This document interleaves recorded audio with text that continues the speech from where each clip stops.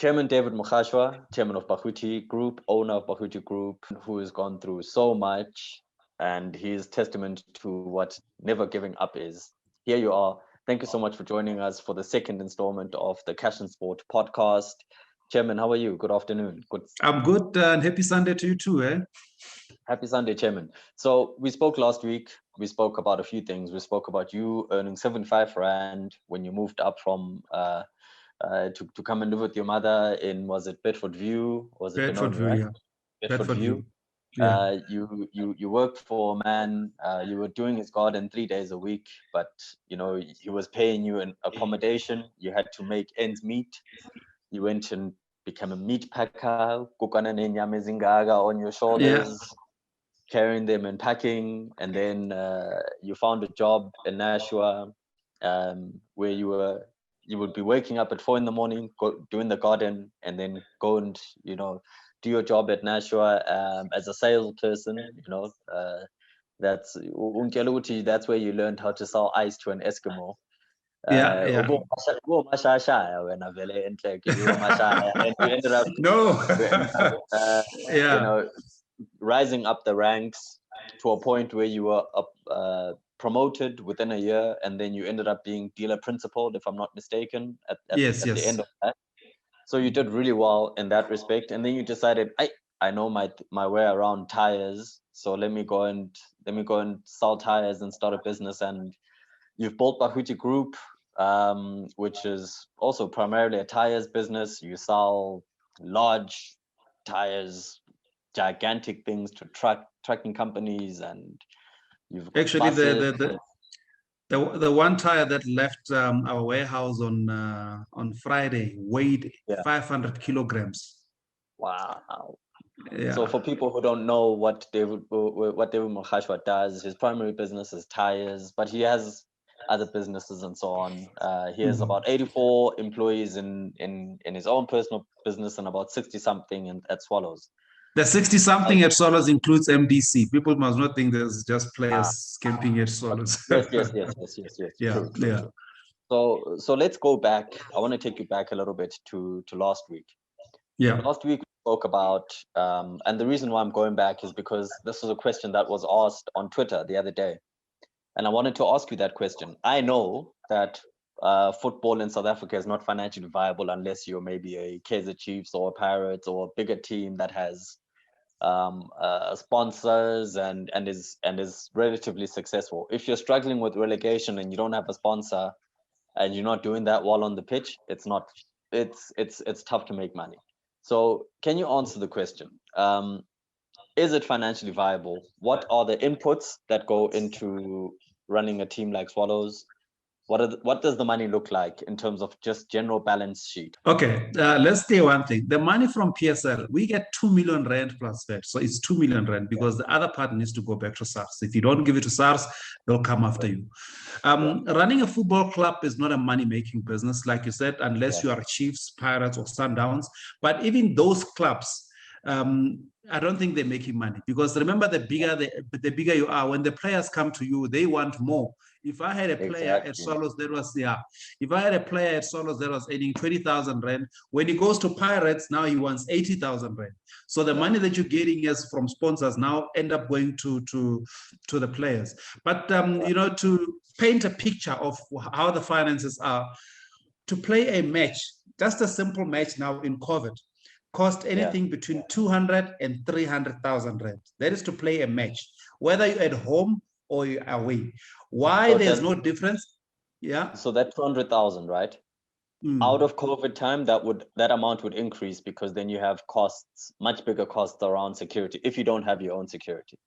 Correct. Even if you have your own security, it's still a cost, because remember, you still have to cost the bodies that are going there. You need to count and say, okay, per day you rate this much, that cost still needs to be accounted for. So the cost will go much higher when you've got fans at the stadium, because there are a certain number of security guards that are needed per amount of fans, and also the cleaners needs to increase, because the stadium needs to be cleaned. The groundsman needs to increase. You have to have medical there. So the support staff grows when you have supporters. But without supporters, the running costs are between 200 and 300,000 per match, whether it's home or away. Because whether it's home or away, you still need to have your players camping because we need them together before the match. So the costs are 200, 300,000. So if you play about 4 games.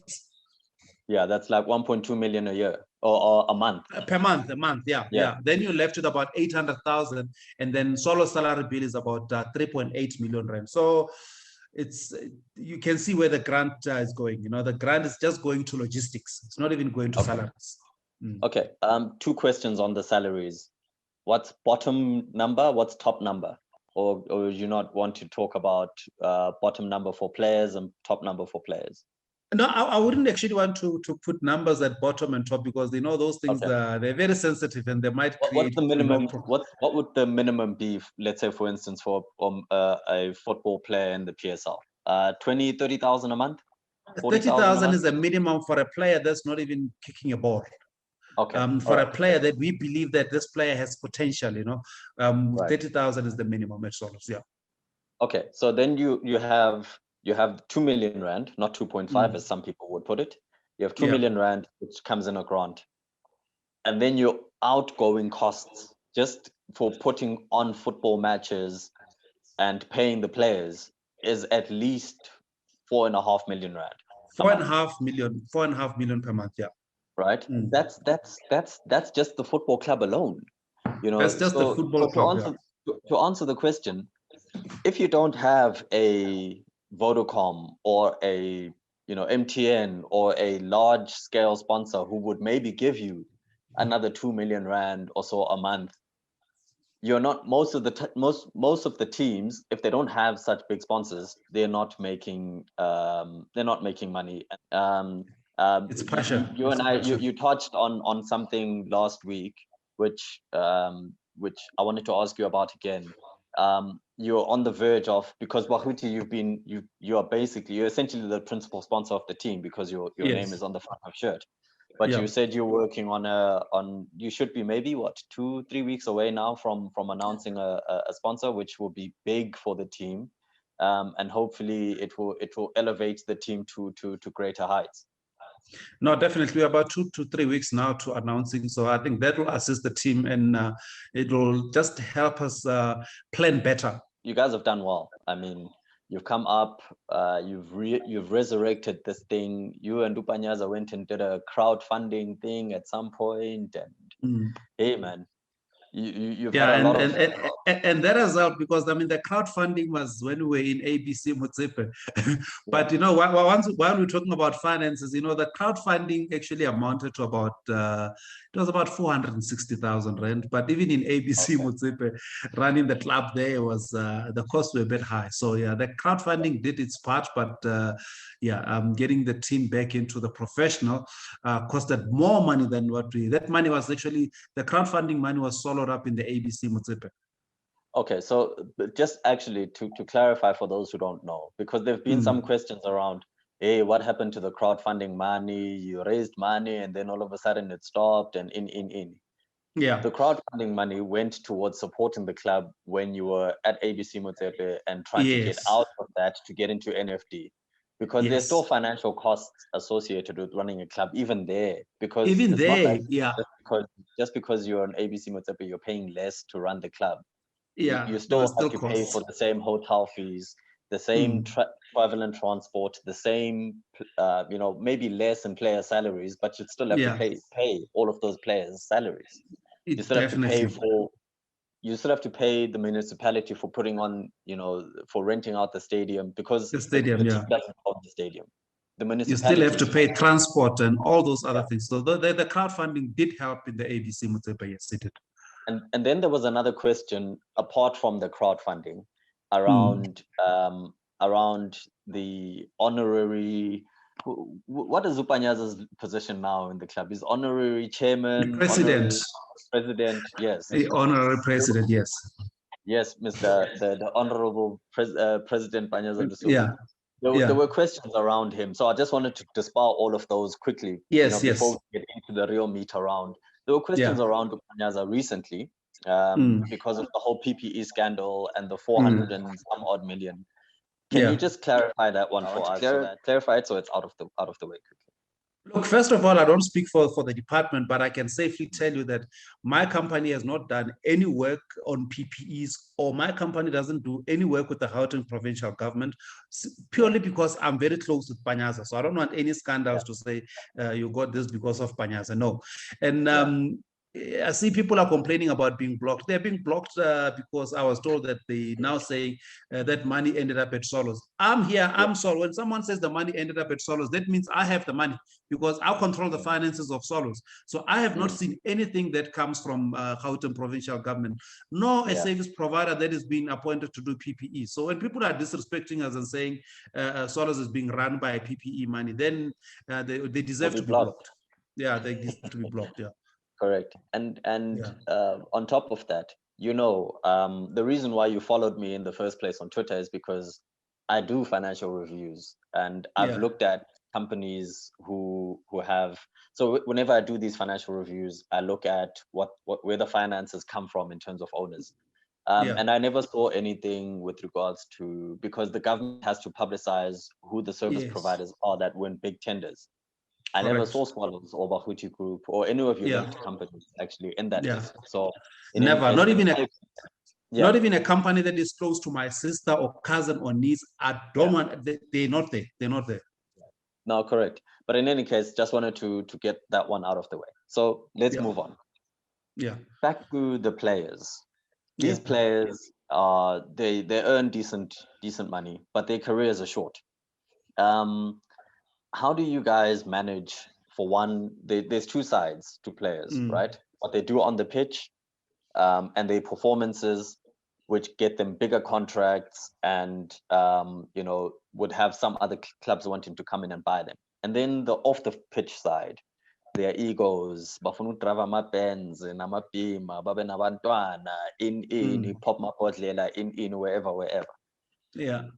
Let's talk about the first one. The on the pitch performances that drive player values and attract attention, so that a player could be either sold or earn a better contract, and so on and so on. How do you do those evaluations? Is it 3 months? Is it 6 months? Does a player come to you and say, I've scored 4 goals in the last wherever, I'd like a new contract? How does that work? And how does the agent get involved? First of all, at Swallows, we sign smart. We don't just sign a player. We don't sign a player on a 5-year contract. What we do is, if we're not 100% on the player, we do a 1 year with an option. So we can do a 1-year contract with a 3-year option. Now that 1 year gives us a chance to evaluate the player. So if you're not happy, then we're not renewing we're not activating the 3 years.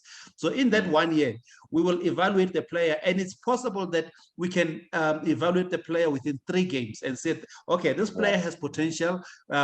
He deserves to be at Swallows for a long time. Then we immediately activate the option, and we discuss with the player that player X, we like your performance, we like what you're doing on the field, we are happy with your discipline off the field, because that's more important.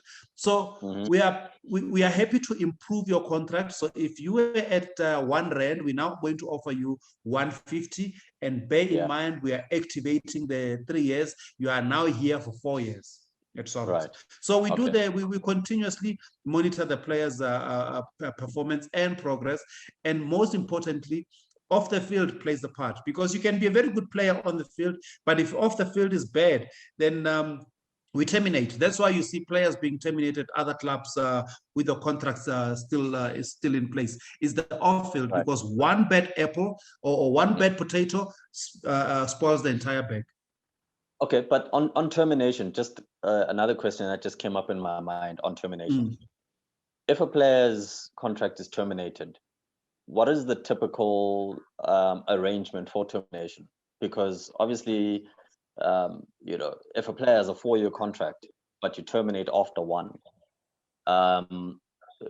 would you then have to honor the remainder, or do you come to some sort of agreement around a settlement figure? You come to an agreement with a settlement figure. You follow the labor laws and then come to an agreement, because there are guidelines that says if you've worked for 1 year, you deserve at least 3 months or 6 months or whatever. Right. So we follow the guidelines and make sure that we reached, and the famous word is amicable. We come Right. so we reach those decisions. Yeah. Okay, fine, great. Now, off the field, this is also where players and their egos and their how do you guys deal with these egos, man? Hi. Laba bantu ngathi sometimes the whole allure, you have two examples in your team of Yeah. guys who have had their battles but are now captains of the team. Yes. Were they put there specifically because you know that they are now they're older, they're more mature, they can calm the young ones down and relax them. I'm talking about Ovio Mere, no Lebogang Chisbo Mugwen. Yeah. How do you guys deal with those egos? And is the balance of the team in such a way that you wanted the older players? How do you deal with those types of things? Look, we are very fortunate that we still have Vuyo and Chisboy, and we are fortunate that they are still actively playing football, because players are very funny characters. They don't want to listen to an outsider. When you bring in a motivational speaker, they actually they're not even interested in that. It's like you'll hear them saying, telling us, you come here to tell us what we know. But when they are hearing those things from their colleagues, people that they are working with, and people that have played at a professional level, it makes a difference. So we are fortunate that we have Vuyo and Chisboy, because they are now guiding this the new talent that we have. They are guiding them to say, we've been there, we've made these mistakes, we don't repeat the same mistakes that we're making. And who knows, if the players didn't make the mistakes they did, maybe they would not be playing now. But we are happy that they are playing, because they are adding value to the team. They are guiding the young ones, and the team is winning because they are there to assist the team. Right. Okay, cool. And then a side question on that one. Some of these players have agents, and well, actually all of them have agents or intermediaries, as FIFA would like to call them. Yeah. Do you remember a difficult intermediary situation that you've had to deal with? You don't have to mention the player or an agent, but do you ever have situations where sometimes these intermediaries try and hold a club at ransom because of a player and the access or the control that they've got over a player? No, they can try, but they won't come right with Swallows, because the minute I signed that contract, they've handed over the player. The player now belongs to Swallows. Unless that contract has terminated, then they can do whatever they want. But I honestly think, I always say to players, sometimes I believe that the agents sometimes mess up for the players. You find that out of 10 agents, there's 8 that is bad, and the 8 that is bad makes the other 2 non-existent, makes them look terrible. That's why most clubs don't want to deal with agents. It's because of that reason. I always say, there's an agent between the club and the player, and that creates a problem for the player, because you might find that the agent wants more, not more in terms of the player benefiting, but they're looking at the so-called procurement fee, that if if I negotiate more for this player, I'll get more for my procurement fee, which is bad. I mean, sometimes the player just wants to play football. You might find that we're offering a player what he's happy with, but the agent is saying, no, they should pay you more because you're now at Chiefs. Chiefs must pay you more, or Sundowns must pay you more because it's Sundowns. But you're actually destroying the player, because you're cutting his career short. He might be at Sundowns, a bigger stage. You play in Africa. You might be identified by Barcelona. But now that opportunity disappears, because you're now saying, now because you're going to Sundowns, they must pay you a net take home of 2 million rand. Where is Sundowns going to get that money? Because there are other players that are playing them, And you are creating now this big division that you've got this player X earning 2 million rand, and we are earning 300,000, but we still have to pass the same player to make sure that he wins the game. How is he going to get the ball? Okay, let him go play alone. So those things are problematic. So the agents need to think differently. Okay, all right, fair. And then keeping on players, these guys are they're your assets. Right, they're the things that make you money. If your players aren't performing on the field, as you said, the sponsors won't come, the fans won't come, and ultimately you need players to be winning things for you to attract value and money, and for the club to make money, because the more games you win, the more money you make, the more fans will want to support, and the more sponsors will be attracted to want to put their name on a shirt. So what is the long-term vision of Swallows in terms of players, player management? Will Swallows one day end up becoming a, let's say, Sundowns, Eshabo, Babize Bonke, go and buy every player, buy 10 players in any, or will Swallows become more like a Jomo Cosmos, where you build players, you nurture them through youth structures? Because we spoke last week about how you don't want to build a stadium because it's too much money, but you want to build a Swallows village, where you want players to come and train, sort of like a Naturena. So what is the vision of Swallows with regards to players and building them up, and which direction do you guys want to go? Look, first of all, we can never have a Swallows that is like a Sundowns, because I don't think we'll ever have a Sundowns money. And number two, we can never have a Swallows that is like a Jomo Cosmos, because I have no intentions of coaching the team, So okay. Look, I think I said to Fanny Madida that we need to make sure that we develop the young ones in the MDC so that they come up to the first team, and make sure that we don't buy players. We should actually be selling players. We must develop players in the MDC, make sure that we develop them to play the Swallows way. They must be in the philosophy of Swallows, so that we play well, and we also assist the national team. If the teams are doing well locally with local players, the national team will benefit, and then the country will benefit. We'll have a happy country because Bafana will be winning, and the economy will boom. Because remember, when there's no COVID and we are going to stadiums, there are people that are relying on football to earn a living. There are people that are selling memorabilia at the stadiums. There are people who are selling food at the stadium. So a lot of people will benefit. The transport will benefit because people are traveling to the stadiums. So we need a football that is doing well, flourishing, so that a lot of people can benefit, and it's a win-win for everyone. Yeah. Okay. So you guys want to build up younger players, grow them.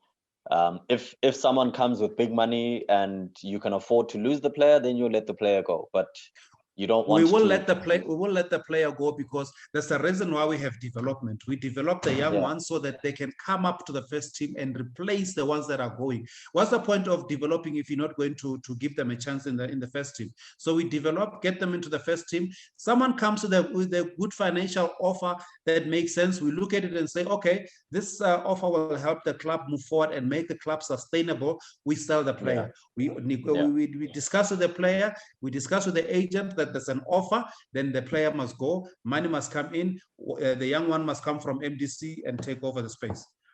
Okay. All right, Chairman, we've got about maybe 7 or so minutes left. There's been a lot of rumors around you firing Uprakis and so on and so on. Umazola has been writing what he's writing. Can you clarify that one for us, if you don't mind? Okay, Brakis, when he came to Swallows, he came last year. We were position number 14. We had played 5 games. We only won 1, drawn 1, and I think lost 3. And when I asked Brakis that please come to Swallows and just stabilize the team and make sure that we don't get relegated, because at this stage it looks like we are not going anywhere. And we had about 40 players at that time. Brakis came in and said, you know what? I came to Swallows because Swallows is a big brand. I had other offers, but I chose Swallows. And you want to stabilize the team and stay within the top 8. There's nothing to play for top 8 in the Glad Africa Championship. I want more. And he gave us more. He won the championship. We are in the Premier Soccer League. He came into the PSL. He played 16 games or 17, no loss. He only lost 1 game. Yes, he drew 11, but we are sitting comfortably on top. We are now position 6. He's only lost 1 game. We've got 30, with over 30 points. How do you fire a coach like that? Because you don't. You can't fire a coach like that. Where did the rumor come from? The rumor came from the draw because the draws are not pleasing. They are draws, they are not losses, but they're not good results. I mean, a draw is never a good result, especially when you have 11. So the rumors came from the game that we played against Chipa. We were leading 2-0, and then we came and conceded 2 goals. Yeah, and what made it worse was before that we played against, there was a game against TS Galaxy where we were leading 1-0, and 85th minute we concede, and then it's a draw. So that came from the emergency meeting that I called and canceled their plans. So I think somebody panicked there and said, this guy canceled our plans. We were supposed to be off on Monday. He's now saying there's training on Monday because we drew a game. So maybe we're going to get fired, or the coach is going to get fired. I think somebody panicked there and then starting to alert the media to say, I think Brakes' neck is on the line. And there was never such thing. I wanted... And my friend Mazola is like a little dog with a bone. He grabbed on that bone and then he ran with it. And there was no grabbing the... Yeah, and there is a Nando's bone, and there was no grabbing the bone back from Mazola. Once he's got it, he's running with it. Okay. I didn't ask you this question. I hadn't planned on it, but I think it's an important one. The sale of status in the PSL. It's a controversial one. Swallows came up through that method. You bought a status of a team. How do you feel? Obviously, I mean, you are where you are. You don't make the rules. How do you feel around status of status sales? I personally don't like it because I think that sometimes it lets go of the history too much of certain teams. I'm happy that Swallows is back, but I'm sad that Fitz is gone, for instance. How do you feel around status sales? Status sales must happen. But they must happen. There must be guidelines of how they should happen. If, say, for example, we say status sales must not happen. So what happens to a TTM that cannot afford to run anymore? We've got a 16 league team, then the team will collapse, then you'll end up with 15. Now, there's a lot of things that will be affected by the sale of 15. And there are clubs that represent no one. We bought a status of Maccabi. Who did they represent? It was just a football team. They did not have a community that they were representing. They were representing no one. So those clubs can be sold and they can be renamed. There's one status, there's one sale that happened, which should be the guideline for the PSL teams of how the statuses should be done. The Amazulu sale, from the Sokelas to the Zungus, that was a perfect example of how it should be done. The owners can change money, but the name of the club must stay, especially if it's a big club. Now, imagine now you're going to sell Kaiser Chiefs, and then it then becomes about Wheatie Football Club. What is that? So the name of the name must stay, the colors must stay, and that club must stay within that community. It's either for a certain period or for something. Then we can see if this guy is registered. So the statuses must be sold, because if they're not sold, a lot of things will go wrong. You'll have players going without salaries. As I said, the 2 million rand goes to logistics. It does not even touch salaries. Yes, maybe for 1 or 2 people, but it does not help overall. And then when it does happen, the club must stay within that community. It must not go anywhere. So imagine now a Bloemfontein Celtics is sold. That's the history of Celtics sold. Gone, finished, kaput, gone. Now look at Vets. 99 years, gone, 99 finished. years, 99 years. So if they wanted to sell the club, we say, okay, we sell the club, but it remains Vets Football Club. It remains at Vets in Parktown. It remains there. It doesn't go anywhere. You can be the new owner, but the club goes nowhere. So those should be the conditions of how this thing must be done. We're out of time, Chairman. I wonder if we have the same situation where maybe Coach Nseki will come down to the coaches, or SAFA will come down to the coaches and say, or the owners of the clubs, and say, this is what we want to build as a national blueprint, and this is where we want to go. Can you support us in this? I think that one needs to come from SAFA. SAFA needs to make a request to the PSL to say, please release all your 32 coaches, because remember, PSL is DSTV Premiership and Glad Africa Championship. That's PSL. So PSL needs to request the release of all 32 coaches. They must go on a team building. They must go on a team building. We'll call it a team building, not a conference. A team building. They all sit around and say, what do we want for the country? That is needed. They need to sit and say, what do we want for the country? How are we going to achieve it? They need to come up with the philosophy. And once they've done that, yes, I know we've got the under 17, we've got the under 23, and we've got Bafana Bafana. But at this stage, it's like sitting at home watching TV and say, okay, Kamaldeen is doing well, let's pull him in. So they need to be a plan to say, okay, these are the kind of players that we want for the national team. So let's work with these players, groom them just like the teams have their development. Let's work with these players, make sure that these players go into the under 23. This is how we want them to perform in the under 23. This is how we want them to perform. There needs to be a plan, not just, okay, we're going to call 1, 2, 3 from this. No. They need to be a plan of saying, this is how we want our players to perform in this league, in that league, and then in the senior team. So once we have that, then we'll have a philosophy, then we'll have a team that plays and perform consistently. And then Bafana will do well, and then we'll start winning. Okay.